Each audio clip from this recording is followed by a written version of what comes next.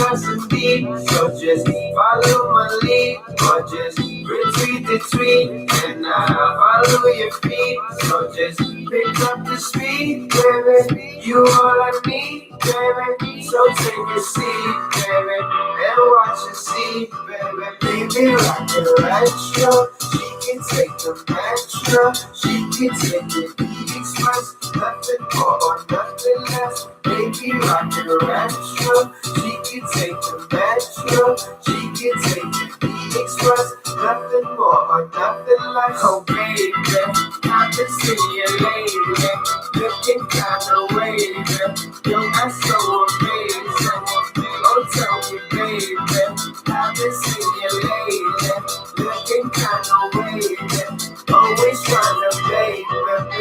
Oh, tell me, please, you cannot leave. If I'm a dog, you better agree. Meet me at the LES. She can take the 4 Express. Nothing more or nothing less. Just double down the red. Louis. Oh, that's that Louis. She really bougie. She rockin' Gucci, yeah. Louis. Oh, that's that Louis. She really bougie. She rockin' Gucci, Gucci. Baby, rock your retro. She can take the metro.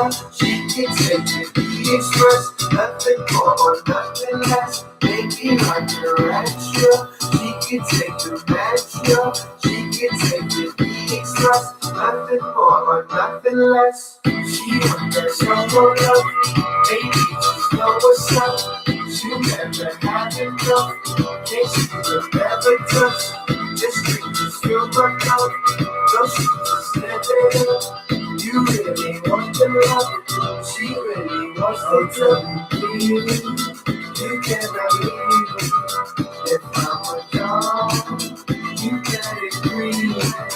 Oh, tell me, please, you cannot leave. If I'm a dog, you gotta agree.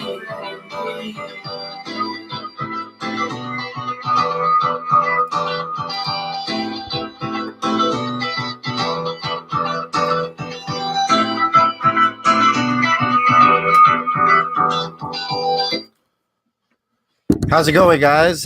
Thank you for tuning in. If you are right now, I do not hear myself, and I do not like that. I do not like that. But do you hear me? Do you hear me? Hello. Am I being heard? I can't tell, to be honest. I don't have any reverb on my microphone here. But anyway, I'm going to do a quick test just to make sure everything's working properly here. I did an impulsive live stream tonight because there's so much to talk about. I've been so freaking busy, but sometimes you just have to talk about things, and I feel like things are just getting at that level that things need to be talked about. Yep, audio's working. Great. Thanks for telling me that, by the way.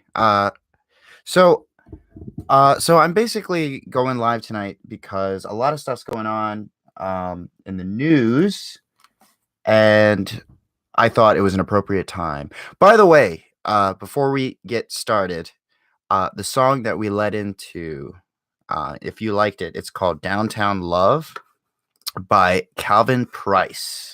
And I will leave that song in the description so you can listen to it on your own. It's very feel-good music. It's pretty nice. But anyway, so a lot to talk about today. I named the name of the podcast today Syria, Trump, Russia, and the mainstream media, partly because that's pretty much what I wanted to talk about today. A lot is going on. I actually wanted to start broadcasting and doing a podcast earlier this week when we had this breaking story by the New York Times. I think it came out Monday or Tuesday, pretty much saying that the new Russian collusion, new Russian, what's the word?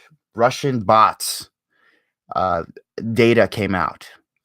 Sorry, it's been a while. I'm flustering my words here, and I'm also pretty damn tired. But uh, anyway, the Russian bots, new Russian bots, information came out that pretty much said that all people, uh, many people targeted by the Russian bots were African American or Bernie Sanders supporters, and it was very insulting to say the least to hear this and to see it for the first time.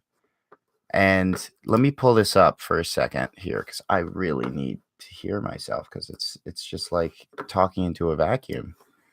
What? There we go.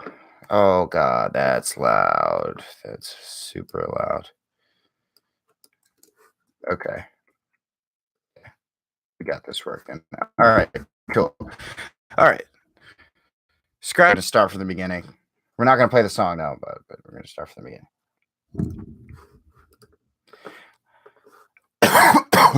Because we're going to actually record this. All right. Thank you guys for tuning in. And sorry if you were listening before we hit record. I was setting everything up. It's been a while since we had this all set up, and it takes a while to get everything right. But so basically what I was saying, I really wanted to go live and have a discussion this week because so much is going on that I feel needs to be talked about. I really wanted to start going live earlier this week, but we just didn't have time at work, and I've been getting home so late. So today, although it's 9:15 at night, I felt like we had enough time. I had enough time to kind of have a conversation here. But basically, why I'm bringing up this live podcast today is because I want to talk about what's going on in the news and pretty much the speed of the news cycle and what's going on, because it's very interesting from my observation to witness the level of propaganda going on right now. I'm going to flat out just say it. I have never seen the crazy amount of propaganda going on right now in the mainstream media. And it's getting so bad that I had to talk about it, because when you see things going on, it's like you see something, you say something. And that's how I feel. Like I had to say something. So first things first, and kind of what I was alluding to in the beginning here. I think it was either Monday or Friday. I think Monday or Tuesday that the New York Times came out with an article basically saying that. So here's the name of the article. It's called "Learning with Russian 2016 Influence Operation Targeted African Americans on Social Media."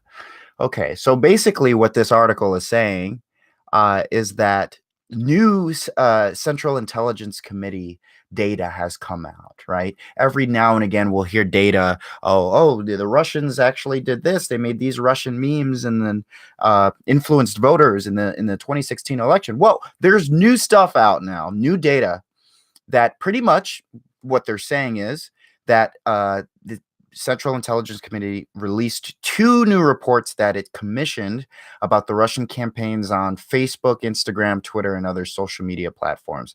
So what the report found, among other things, was that the Russian influence campaign in 2016 was ran by a St. Petersburg company called the Internet Research Agency, owned by some businessman and close ally of Vladimir Putin of Russia.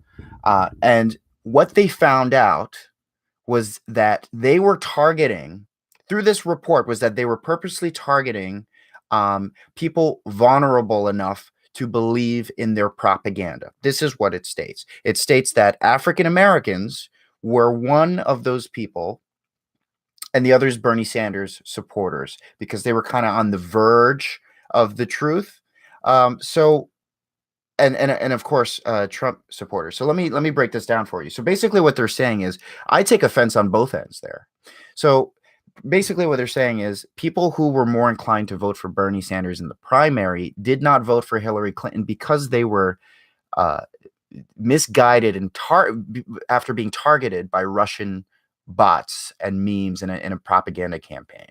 Okay, so if you didn't vote for Clinton in the 2016 election, you were targeted by Russian bots. So, and one main proponent of this article that is really just astounding is the fact that they say that African Americans were amongst the major, the majority of people affected by Russian bots, those that did not vote for Clinton. And that's so insulting to say, because you're basically saying that African Americans lack the intelligence to vote their conscience, to vote for whoever they want, whoever they feel is right, because they were swayed by Russian propaganda that purposely targeted racial issues and misconstrued. I can't speak tonight.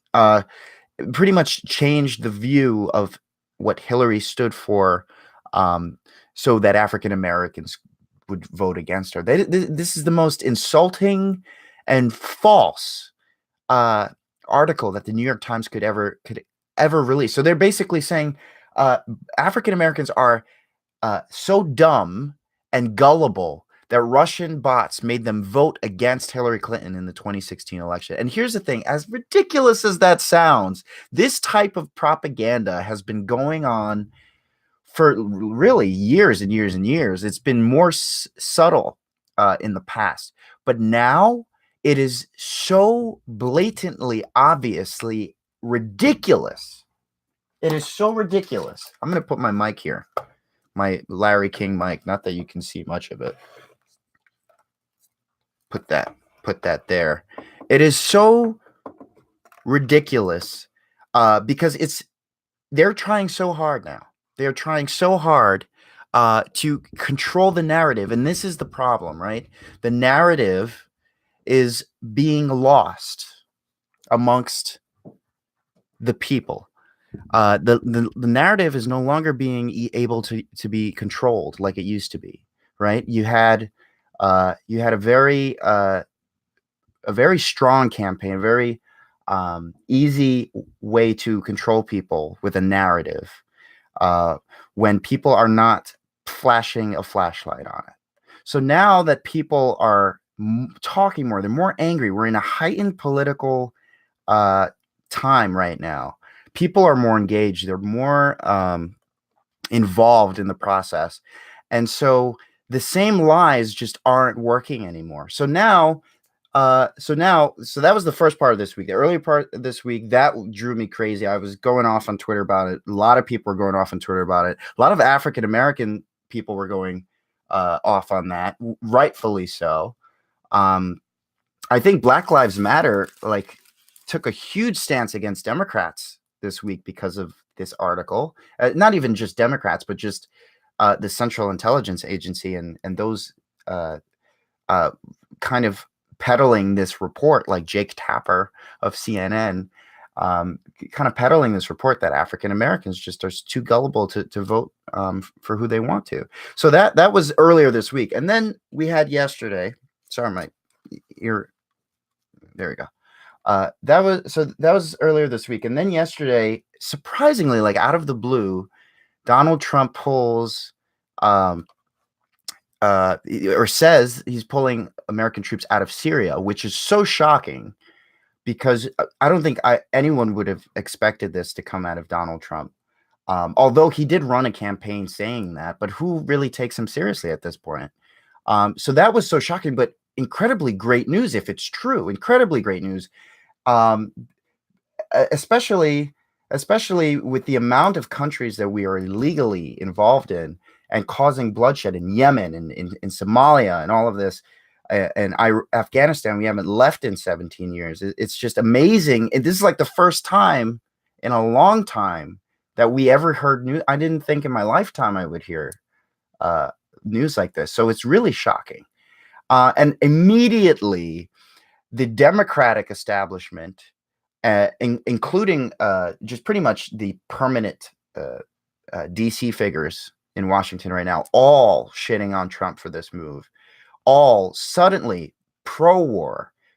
Let's stay involved, although ISIS is little to non-existent anymore, according to our own Central Intelligence Agency, if you want to use them as the arbiters of truth, since we do with this whole Russia conversation. Why when they tell us that ISIS is little to non-existent at all anymore, now we're saying, oh, if we leave, then ISIS can come back. So what they're saying is we have to stay indefinitely in a that we don't belong to or not even welcome to. We have to stay there because, God forbid, bad people will come back. It just doesn't make sense.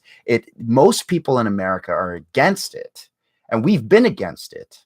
And then, but suddenly, now that Trump is for getting us out, tons of liberals and like even conservative people in Washington, their lizard brains go fucking amok because it's Trump who wants to do it. And I'm telling you, I'm not making this shit up. I'm not just using a bias for my own observations. I'm using my own experience because I know people. I've talked to people at work, friends, family, and some of them, and here's the thing, some of them are saying, yeah, like, they're not even thinking about what this means and us getting out of Syria. They're not even thinking about that. What they're thinking about is, Trump, bad. Whatever he does, bad. Oh, he's getting us out of Syria, bad. And it's like, holy shit, the media has really fucking fucked with people so bad that people cannot think rationally anymore. And it's so aggravating. But here's the thing. I also have friends of mine who are like that too, right? They're very anti-Trump, and that seems to be their moral values, is just anti-Trump, which unfortunately a lot of people have become today, is just anti-Trump and nothing else. Back in the day, maybe 5 years ago, if you were a liberal, you stood for anti-war, you stood for Medicare, or healthcare for everybody, for the poor. You stand up for the poor, for unions and workers. And then comes Trump, and that all goes out the window. Trump is now the central individual, the figurehead of everything bad in this country. And now people forget about their morals and their values, and they focus all their energy on one individual, and they think that once the second Trump is impeached or gone, that everything will be back to normal. We'll be drinking mimosas with Hillary Clinton. It's ridiculous. It's ridiculous. And I hate to be, because I notice it with a lot of people close to me. They look at me, and I get judged as being someone who takes issues too seriously. They say, you get too involved in the policies and the issues, and you should just focus on getting rid of Trump. That's how you should be. And it's like, you are not paying attention. You are not paying attention. And so, but back on my point, because I like to get sidetracked, but back on my point, I have friends of mine and coworkers who are typically like what I just described. But after today and yesterday, and watching all this pushback from MSNBC, I watched a YouTube video yesterday in MSNBC talking about Trump removing troops from Syria, and the name of the link or the title of the video was "Putin Happy." It's like Putin happy and Trump withdraws troops and America upset. Rah! And it's like, you please tell me how the American media is honest and trustworthy and totally not compromised. Tell me how I'm the crazy one. I'm the conspiracy theorist. I'm Alex Jones from InfoWars, screaming at the top of a tower, and you're all, I hate to say you're all. I mean, these people are the arbiters of truth. They are the people who see reality for what it is, and I'm the crazy. And all these people that I agree with, like Jimmy Dore and Lee Camp, we're just crazy, freaking, just nut jobs. It's unfortunate, but that's the propaganda. And here's the main point that I actually wanted to bring up tonight. Was the fact of the matter is that this is the beginning of a truly blood like bloodbath, a truly disgusting and horrible bloodbath that is about to occur. A very dramatic way to talk about it. But so the propaganda in the media, which is so obvious to so many of us, is only going to get worse. Why? Because whatever faction is in control of the narrative, right? I don't like to jump to conclusions and say it's the mainstream media per se. Of course, the mainstream media is a huge proponent of it, but who's in control of the mainstream media? Jeff Zucker of CNN, is he purposely in his office like, how do we misconstrue the public today? How do we indoctrinate them in our Russian propaganda? No. I don't think that's what's going on. I think it's a money game. It's a sensationalism game, and it's very unaware and unconscious at that level of the mainstream media. And it goes down, it trickles down to the journalists.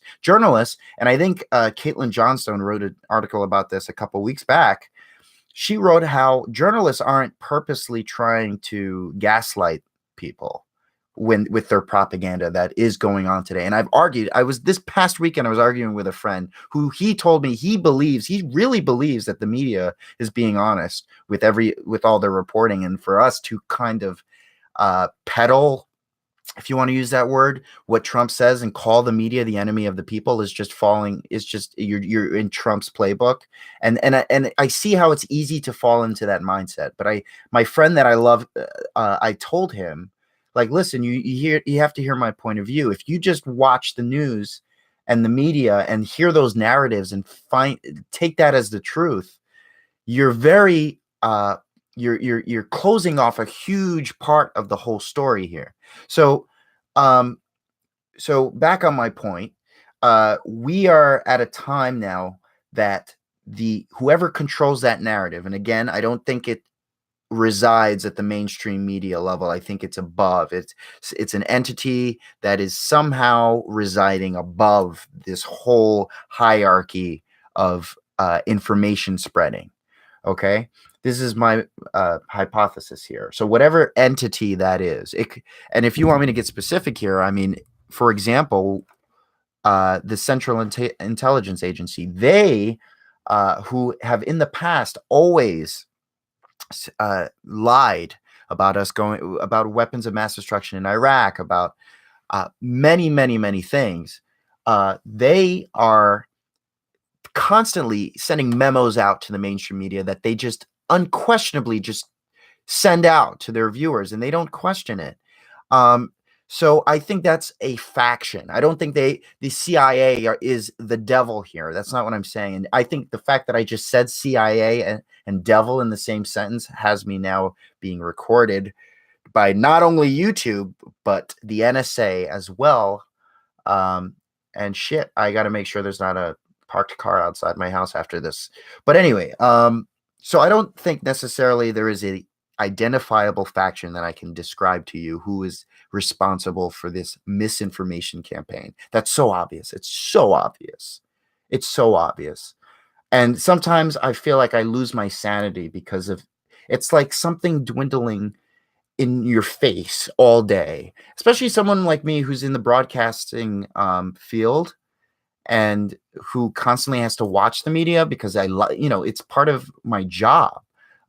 It's part of what I have to do every day, and to watch viewers get gaslighted constantly. It's something I can't ignore. It's something I have to talk about, which is what has brought me here to this discussion. But so there is a faction that creates the narrative, which obviously enforces geopolitical policies like us remaining in Syria. Why? Could it be because there is a pipeline underneath Syria that Russia has control over, that we want to have control over? Could that be it? Could it be Iran? There's so many different things that could keep us tied into Syria monetarily. So it would make sense that there is an effort, a concentrated effort to keep us there that would be given to the mainstream media to tell us or to indoctrinate the people with the right from wrong. So, for example, with us getting out of Syria, Trump getting us out of Syria is very bad for business. It's very bad for business for America on a geopolitical scale, right? So when you start messing with the mob's money, you're gonna have a hit out on you, right? So an example of what I think is going on when it comes to a faction that controls the narrative. So back on what I was saying in the beginning of this video was the fact that the narrative is slowly being lost. Slowly yet surely getting lost. People are more involved than they've ever been before. People are getting energized and involved and active. And I think once this happens, people start to wake up to the indoctrination that has been going on in the media. People like me, people like Cornell West and Jill Stein. Oh, I just triggered some people just now, didn't I? And their followers. People are waking up to the very blatant propaganda that's going on. And so this faction that has always been in control of the narrative, who's paddled us into wars in the past, who's told us and lied to us about weapons of mass destruction in Iraq and the Pentagon and all of these factions, they are losing credibility by the second. So what does that mean? They are going to try harder. When excuse me, when people are in power and they are losing it, they will fight teeth and nail to remain in power. And I keep coming across this same roadblock with people when I talk about people in power, because people are like, so you mean Trump? Trump is in power. Is that what you mean? But Trump is in power. What do you mean people in power? The Democrats aren't in power. I actually was having this conversation last weekend. So that's not what I mean. There is a unelected faction that is in power. Okay? Unelected. That means we don't elect them. They are in power whether or not any elections happen. Regardless of elections, they are in power. Who is that? That is the NSA, the FBI, the CIA. These people are not elected. Okay? They have lifetime positions and they are in control of the narrative. I'm saying way too much right now, I feel. I'm just being paranoid because I didn't put tape on my monitor here and they are watching. Anyway, it's late at night. My mind gets in these weird directions, but it could be true, which is the scary part. But anyway, so these people control the narrative, but they are slowly losing that control. So they will continue to send out these hit pieces against people who are shooting for no war in Iraq. I mean, Iraq, Afghanistan, Somalia, Yemen, Syria, and all these other countries that we are currently involved in. If you, God forbid, speak out publicly against these, you are shamed by the mainstream media propaganda machine as a nut job or a Russian agent of some sort. It's so obvious now, guys. It is so obvious. And I know you see it too, and you know it deep down.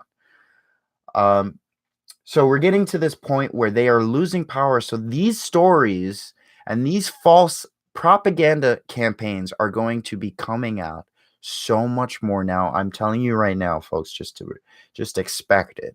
Just expect it. I might be forced to come here and rant more because of how obvious it's going to be. I mean, I think I was on Twitter this week and somebody called me a Russian bot because I asked them. They said like something about, Trump is giving Putin this as a taking Americans out of Syria as a Christmas, an early Christmas gift. And I said, "Do you really think that?" Like, I forgot what I said exactly. And their only response to me was, "Your Russian is showing Russian," but and I'm like, "Oh my gosh, oh my gosh, I can't even engage with these people.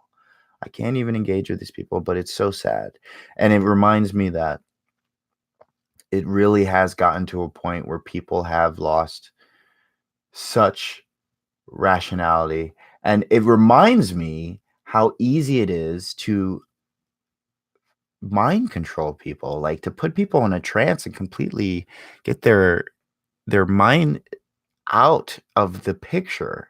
It's so sad. It's so sad, but it's so obvious now. It's true. It's very true that this is possible. So so fact of the matter is, so I'll tell you I'll tell you a quick story.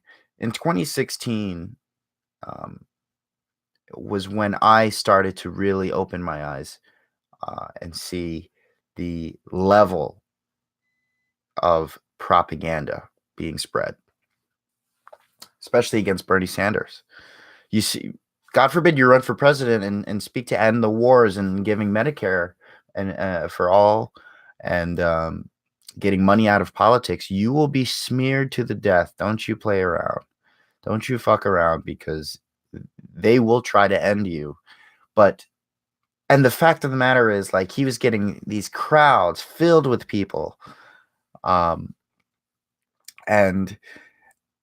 the media just would not play it. It was just so obvious, and that was going on in 2016, right? And then since then, and since Hillary lost the election, we have this Russia hacked the election narrative, right? Whether you believe it or not, it's the headline for the decade, right? Sorry, I'm getting sick over here. We start getting all these hit pieces with the Russia propaganda. So now in 2018, soon to be 2019, it is definitely going to pick up a notch. The 2020 campaign, I already know right now, is about to be a bloodbath. Why? Because we have a time where, again, the media is losing such credibility with the people day by day. Like I said, I know people who are slowly like, you know what? Things are not adding up. This just isn't making sense. And here's the thing. They will keep trying harder and harder and harder, and they will give more shit pieces after shit piece after shit piece until until they reveal themselves, until they destroy themselves inadvertently. And so they will bring themselves to a point where they are lying so much that they are going to expose themselves. And I have an analogy here. It's like a friend that constantly lies all the time.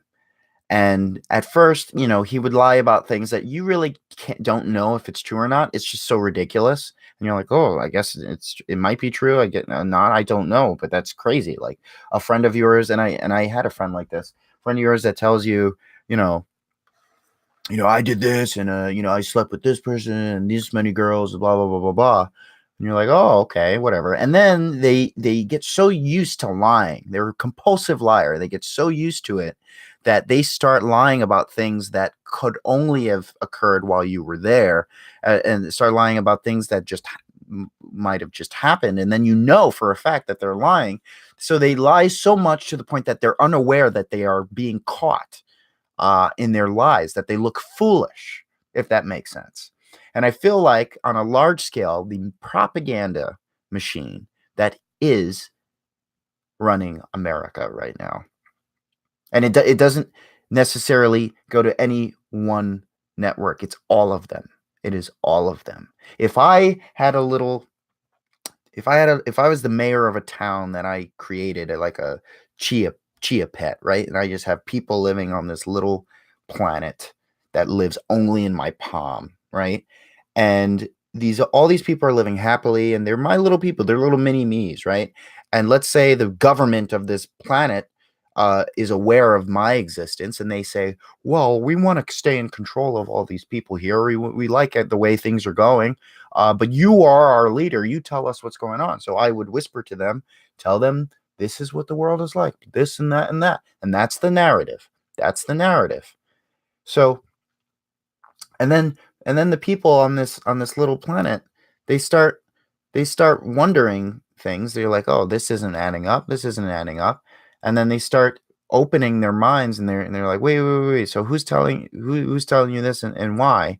And then I'm losing power here. They're losing, my little henchmen are losing power. I'm losing power. I no longer can control this little group of people anymore. And I'll start telling them the most ridiculous things. It's like, don't look at the man behind the curtain type thing, right? It's an archetype.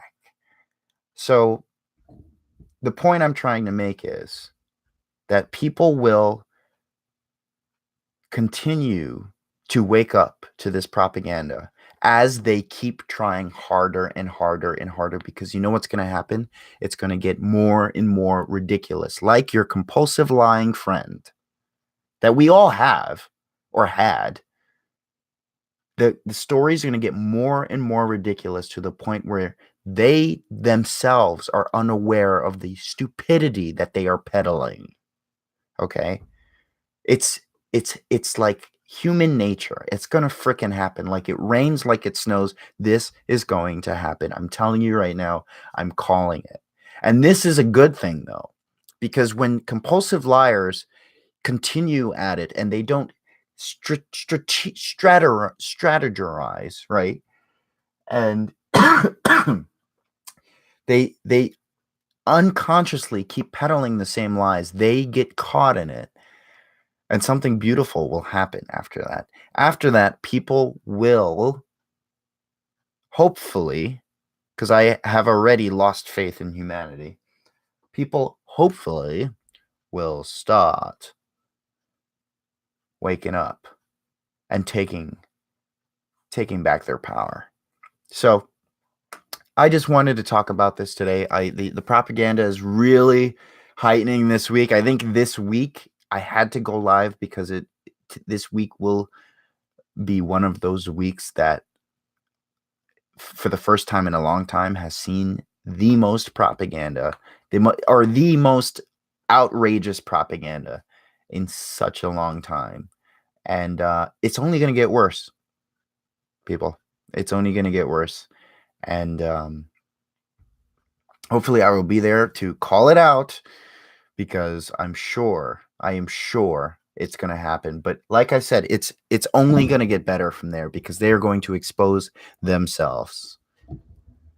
I am getting sick. It is too late at night to be doing this. I'm so tired, but I appreciate you guys tuning in tonight. I really do. And if you have any questions, you just shoot me a tweet at Javon Henriquez at Twitter.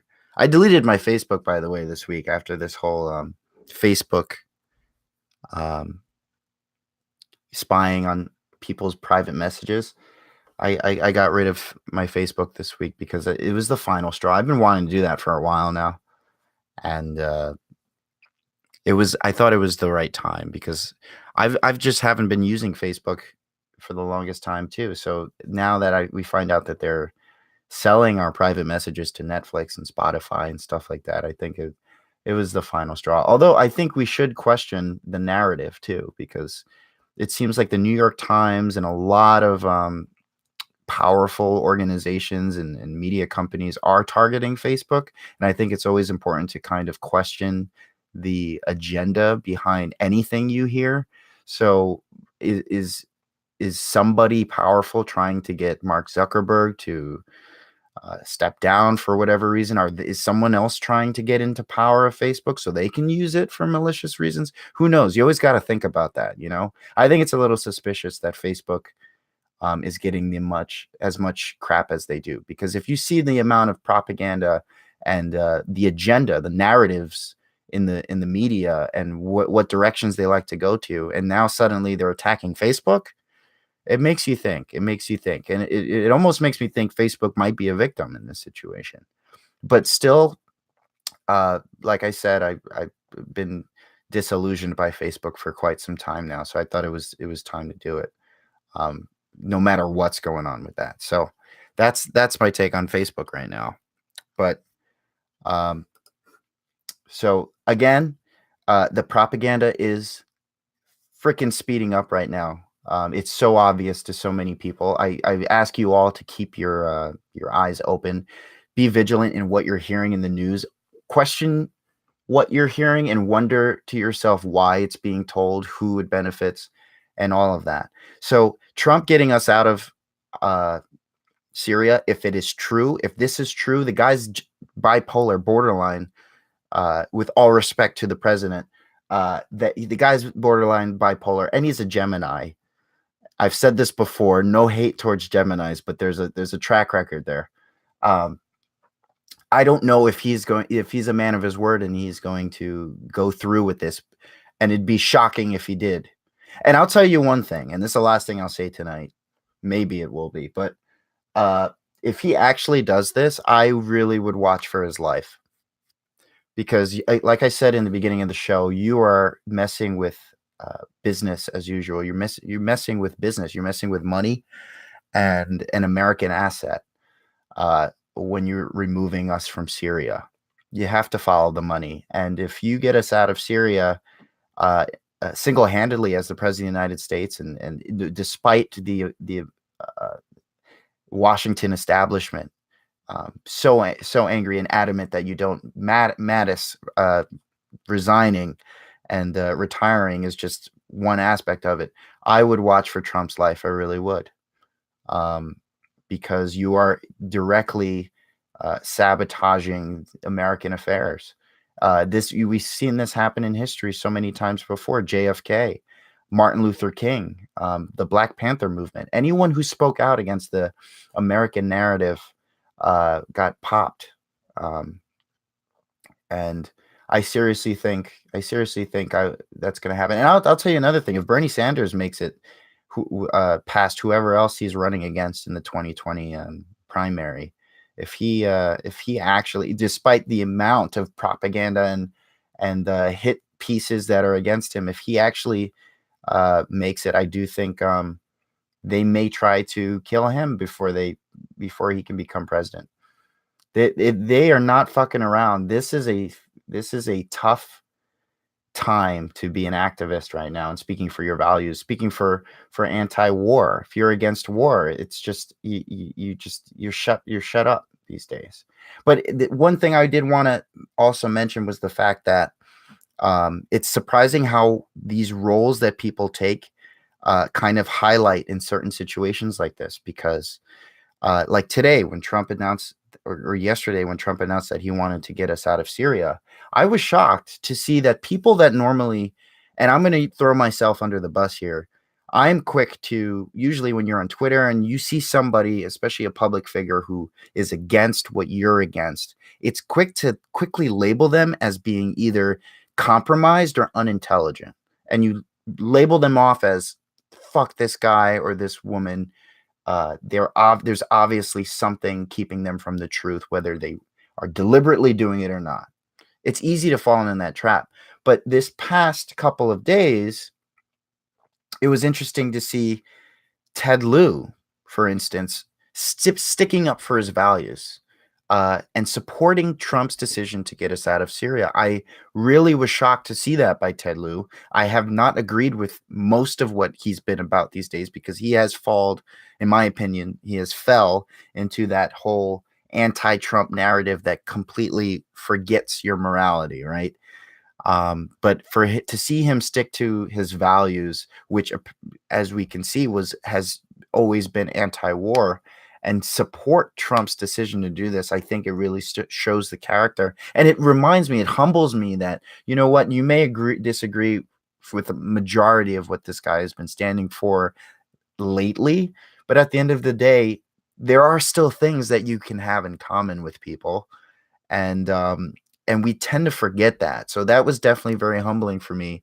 And it reminds me that although there are people that you disagree with online or even in person, there is always something to bridge the gap that you have more in common with. So I think that's important to remember. But I thank you if you've been tuning in this long, and I appreciate you guys listening and tuning in. I will try to hopefully do a podcast earlier next time and not be so tired and out of it today. I apologize if the quality of this podcast was not what it usually is, but I thank you for tuning in, and I'm going to call it a night. And if you have any questions or you want to engage into a conversation, just tweet me at Jovan Enriquez. Have a good night. Peace.